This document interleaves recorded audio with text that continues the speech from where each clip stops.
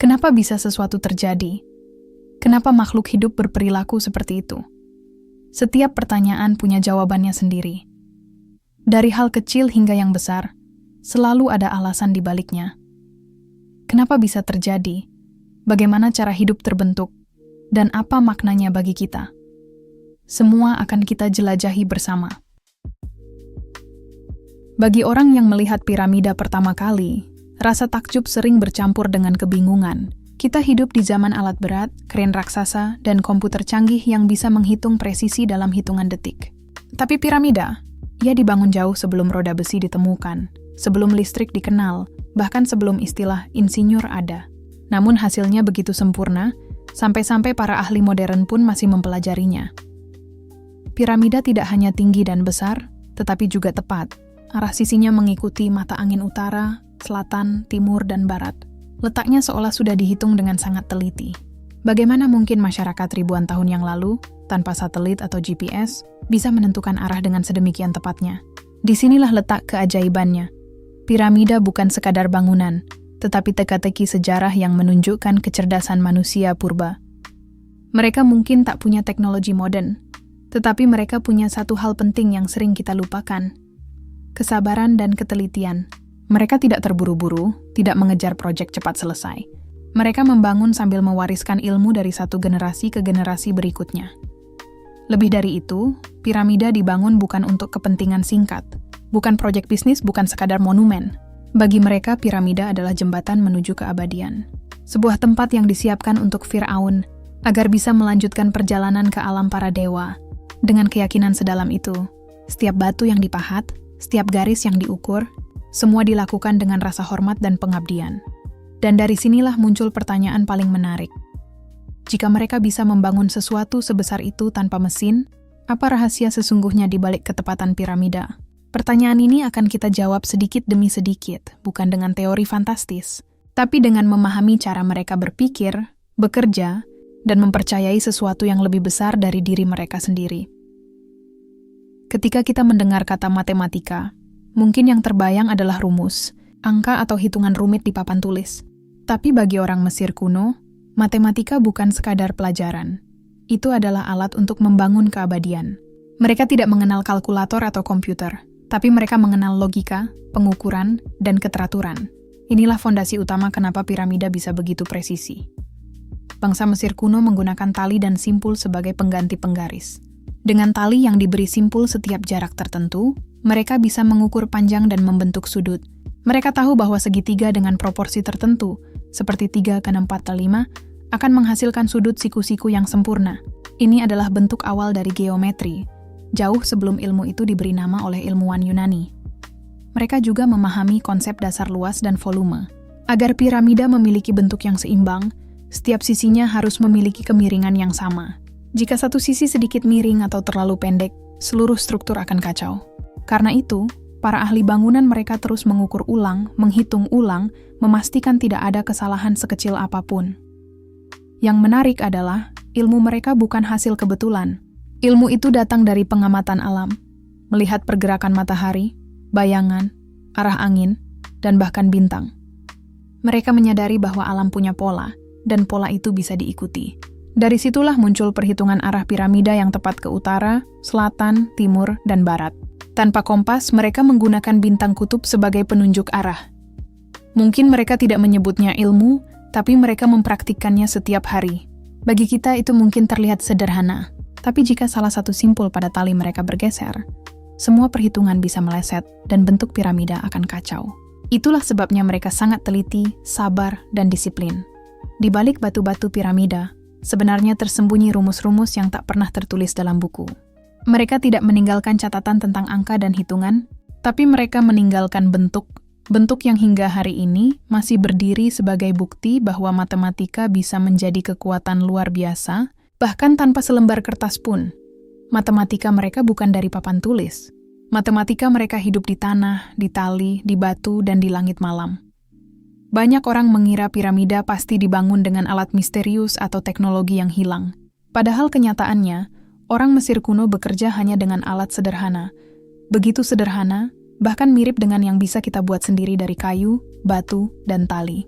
Tapi yang membuat alat mereka luar biasa bukan bentuknya, melainkan cara mereka menggunakannya. Mereka tidak punya mesin, tapi mereka punya ide. Mereka tidak punya besi, tapi mereka punya kreativitas. Salah satu alat utama mereka adalah tali ukur. Tali ini dibuat dari serat tanaman yang kuat, diberi simpul di titik tertentu untuk mengukur jarak dengan konsisten. Dengan tali, mereka bisa menggambar garis lurus dan menentukan sudut, seolah memiliki penggaris raksasa yang fleksibel. Lalu ada plumb bob, sutas tali dengan batu pemberat di ujungnya. Ketika digantung, batu itu menunjuk lurus ke bawah, menunjukkan garis vertikal yang sempurna. Alat ini mungkin tampak sepele, tapi sangat penting untuk menjaga bangunan tetap tegak dan tidak miring. Selain itu, mereka menggunakan water level, yaitu parit dangkal yang diisi air. Dari air itulah mereka melihat bagian mana yang lebih tinggi atau rendah. Air selalu mencari posisi rata, dan dari situlah mereka memastikan fondasi piramida tidak bergelombang. Bayangkan, hanya dengan air, tali, dan batu, mereka menciptakan struktur besar yang mampu menantang waktu. Tidak ada tombol, tidak ada mesin yang berbunyi. Hanya suara langkah ribuan pekerja dan bunyi pukulan pahat yang pelan tapi pasti. Apa yang bisa kita pelajari dari mereka? Bahwa alat hebat tidak selalu mahal atau rumit. Tidak perlu teknologi canggih jika ada ketelitian dan kesabaran. Bagi orang Mesir kuno, alat hanyalah sarana. Yang benar-benar penting adalah tangan yang bekerja dan pikiran yang mengarahkan. Di era modern ini, kita sering terpukau pada teknologi tinggi. Tapi piramida mengingatkan kita bahwa keajaiban tidak selalu lahir dari kecanggihan, kadang ia lahir dari kesederhanaan yang ditekuni hingga sempurna. Sering muncul gambaran dalam film atau cerita bahwa piramida dibangun oleh budak yang dipaksa bekerja tanpa istirahat. Namun, para ahli sejarah kini tahu bahwa itu tidak benar. Piramida bukan hasil kerja paksa semata, melainkan dibangun oleh ribuan pekerja yang terlatih, terorganisir, dan sebagian besar dari mereka adalah pekerja profesional. Mereka datang dari berbagai penjuru Mesir, bukan karena diperbudak, tapi karena merasa bangga bisa ikut membangun tempat peristirahatan Sang Fir'aun, yang mereka anggap sebagai wakil dewa di bumi. Mereka diberi makanan, tempat tinggal, bahkan perawatan medis. Di sekitar piramida, arkeolog menemukan sisa-sisa desa pekerja lengkap dengan dapur, roti yang hangus, alat-alat makan, hingga rumah sakit sederhana. Tenaga kerja itu terbagi dalam kelompok-kelompok, dan setiap kelompok memiliki tugas khusus. Tukang batu yang ahli memahat dan menghaluskan blok. Pengangkut, yang bertugas memindahkan batu dari tambang ke lokasi ahli. Ukur yang memastikan posisi dan sudut tepat.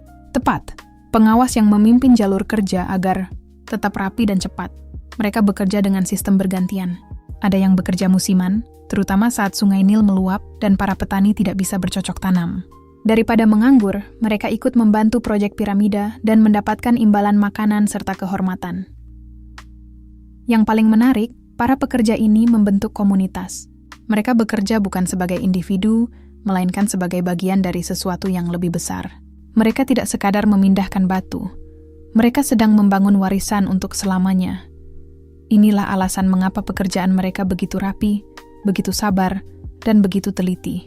Karena mereka tidak bekerja di bawah cambuk, melainkan di bawah keyakinan dan kebanggaan.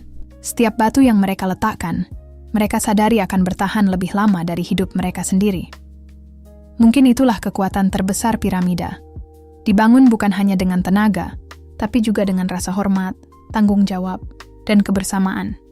Ketika kita mendekati piramida, salah satu hal yang paling menakjubkan adalah batu-batu raksasanya. Beberapa batu beratnya bisa mencapai 2 hingga 3 ton, bahkan lebih. Namun, yang membuat kita terdiam bukan hanya ukurannya, melainkan cara batu-batu itu disusun begitu rapat, sampai hampir tidak ada celah di antaranya. Seolah-olah batu itu dilem, padahal tidak ada semen sama sekali. Lalu bagaimana orang Mesir kuno memotong dan membentuk batu sebesar itu? Mereka menggunakan alat sederhana. Pahat tembaga, palu batu, dan pasir sebagai penghalus. Batu kapur dipahat perlahan, sedikit demi sedikit. Bukan dipotong sekaligus. Untuk batu granit yang lebih keras, mereka menggunakan batu dolerit, batu alam yang lebih keras dari granit itu sendiri. Dengan ribuan pukulan, permukaan batu dibentuk hingga sesuai ukuran yang dibutuhkan. Setelah dipotong, batu tidak langsung disusun. Mereka akan mengukur ulang ukuran dan bentuknya. Jika ada sisi yang kurang rata, batu kembali diasah. Bayangkan betapa sabarnya mereka. Satu batu bisa dikerjakan selama berhari-hari, bahkan berminggu-minggu. Semua demi satu tujuan, ketepatan. Selanjutnya batu-batu itu disusun dari lapisan paling bawah. Fondasi menjadi kunci utama. Jika baris pertama tidak rata, seluruh bangunan akan miring. Karena itu, lapisan fondasi dibuat dengan sangat teliti. Mereka menempatkan batu satu demi satu seperti puzzle raksasa. Tidak ada semen, tidak ada perekat, yang ada hanya berat batu dan kecermatan peletakan. Batu yang berat itu juga tidak asal ditaruh. Setiap batu punya posisi tertentu, dan para pekerja tahu persis letaknya. Inilah alasan mengapa piramida terlihat mulus dan kokoh, bahkan setelah ribuan tahun diterpa angin gurun dan panas matahari. Ketika menyentuh piramida, kita seakan menyentuh karya kesabaran. Setiap permukaannya bercerita tentang ketekunan tangan manusia. Mereka tidak memburu waktu, mereka memburu kesempurnaan. Bagi kita hari ini, sempurna mungkin berarti cepat dan praktis. Tapi bagi mereka, sempurna berarti tahan selamanya. Pertanyaan terbesar yang sering muncul adalah, bagaimana batu-batu seberat mobil bisa dipindahkan tanpa crane, tanpa forklift, tanpa mesin apapun? Jawabannya tidak terletak pada kekuatan satu orang, tapi pada kecerdikan dan kerja sama ribuan orang. Bangsa Mesir kuno memahami satu prinsip sederhana. Jika sesuatu terlalu berat untuk diangkat, maka dorong. Jika terlalu berat untuk didorong, maka buat jalannya lebih licin. Mereka menggunakan rangkaian gelondongan kayu sebagai roda sederhana. Batu diletakkan di atas landasan kayu, lalu digulingkan perlahan. Tetapi ketika melewati pasir gurun, kayu saja tidak cukup. Maka mereka membasahi pasir dengan air. Ini bukan dugaan. Lukisan kuno menunjukkan seorang pekerja menuangkan air di jalur lintasan. Air membuat pasir menjadi padat, sehingga batu bisa meluncur lebih mudah. Untuk menanjakkan batu ke bagian atas piramida, mereka membangun ramp atau jalan landai dari batu dan tanah. Ramp ini bisa berbentuk lurus, melingkar, atau zigzag, tergantung bagian mana yang sedang dibangun. Batu ditarik perlahan menggunakan tali, dengan puluhan orang menarik serempak. Komando mereka jelas, gerak mereka seragam, dan semangat mereka satu arah. Yang membuat semua ini mungkin bukan ketinggian fisik, tetapi kekuatan organisasi. Bayangkan satu batu ditarik 50 orang. Jika satu saja tidak sinkron, tali bisa putus, atau batu bisa tergelincir. Mereka harus bergerak seperti tubuh yang satu. Teratur, kompak, dan sabar. Ada kalanya, perjalanan satu batu membutuhkan berjam-jam, bahkan berhari-hari. Tapi tidak ada kata menyerah. Mereka tahu bahwa sebuah piramida bukan dibangun dalam sehari, dan setiap batu adalah langkah menuju keabadian. Mereka tidak terburu-buru. Mereka tidak mengeluh. Mereka percaya bahwa yang mereka bangun akan hidup lebih lama dari mereka sendiri. Itulah mengapa hingga hari ini, batu-batu itu tetap di sana, kokoh, diam, tetapi berbicara dalam kesunyian tentang kekuatan kerjasama dan kecerdikan. Sebelum batu pertama diletakkan, sebelum satupun pekerja mulai menggali, piramida sudah dibangun terlebih dahulu, di dalam pikiran para perencana. Tidak ada yang dilakukan secara asal. Setiap bentuk, setiap sudut, bahkan arah piramida telah ditentukan jauh sebelumnya. Piramida bukan sekadar tumpukan batu, melainkan sebuah rancangan besar yang lahir dari perhitungan matang. Pertama-tama, mereka memilih lokasi. Tempat harus berada di tanah yang kuat, tidak mudah amblas, dan cukup dekat dengan Sungai Nil agar transportasi batu lebih mudah. Setelah itu mereka menentukan arah piramida. Inilah yang mengagumkan. Piramida Giza menghadap hampir sempurna ke arah utara, selatan, timur, dan barat. Hanya meleset beberapa menit derajat saja. Tanpa kompas, mereka menggunakan bintang kutub dan bayangan matahari untuk menentukan arah bumi. Lalu, mereka meratakan tanah. Tidak boleh ada gundukan atau lekukan. Untuk itu, mereka menggali parit dan mengisinya dengan air. Permukaan air menunjukkan bagian mana yang belum rata.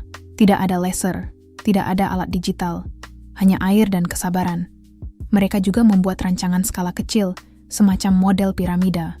Dari sanalah mereka mengetahui berapa tinggi yang ingin dicapai, berapa lapisan batu yang dibutuhkan, dan di mana ruang-ruang dalam akan ditempatkan. Ya, piramida tidak kosong. Di dalamnya ada lorong, ruang pemakaman, bahkan jebakan. Yang lebih menakjubkan lagi, mereka merencanakan semuanya tanpa satupun garis yang terlihat di tembok akhir.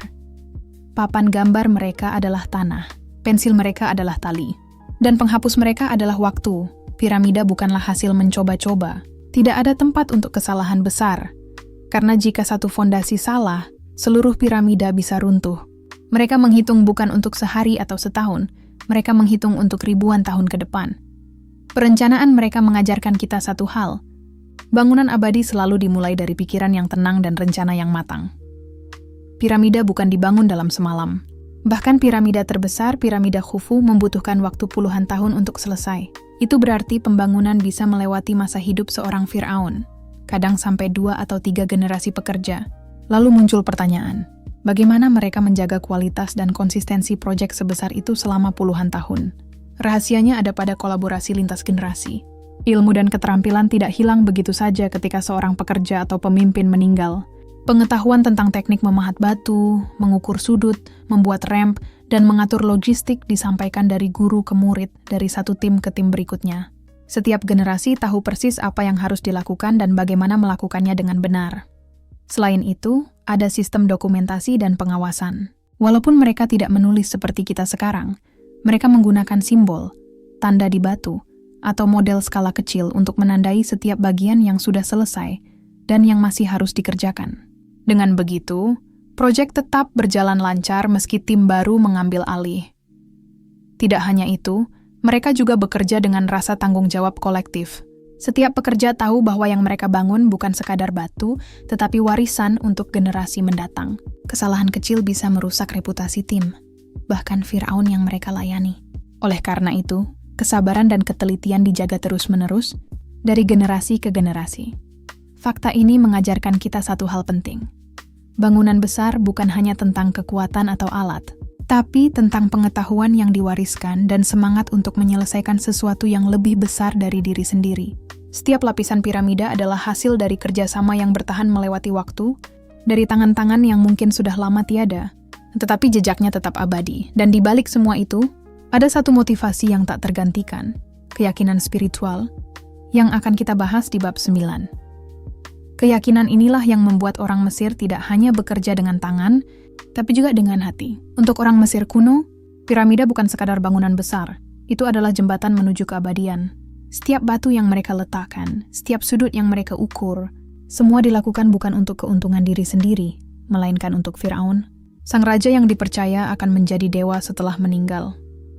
Keyakinan spiritual ini memberi mereka motivasi yang luar biasa. Bayangkan bekerja bertahun-tahun di bawah terik matahari gurun, memindahkan batu seberat mobil, memahat permukaan batu agar rapi, semuanya dilakukan dengan keyakinan bahwa usaha mereka akan membawa kehidupan abadi bagi Firaun. Ini bukan sekadar pekerjaan, ini adalah ibadah, pengabdian, dan tanggung jawab moral. Keyakinan itu juga menciptakan disiplin dan kesabaran. Tidak ada yang mau salah langkah, karena kesalahan berarti merusak sesuatu yang sakral.